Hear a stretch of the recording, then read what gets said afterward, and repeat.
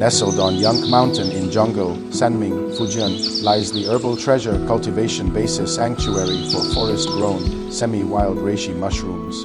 We do not seek quick results. Instead, we recreate the reishi mushroom's most natural growing environment.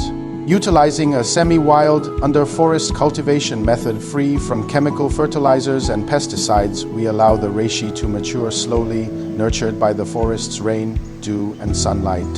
From the golden-edged textures of the cap to the active compounds within, every single reishi mushroom undergoes nature's own rigorous selection process.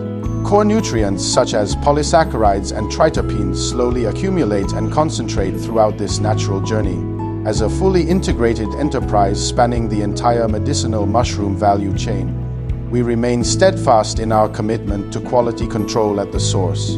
From cultivation, R&D, and extraction to the final product, our entire workflow is fully controllable and traceable, enabling us to provide global health brands with compliant, stable, and high-quality reishi raw materials alongside bespoke services. Herbal Treasure, starting with a single mushroom, we craft customized health solutions for the world.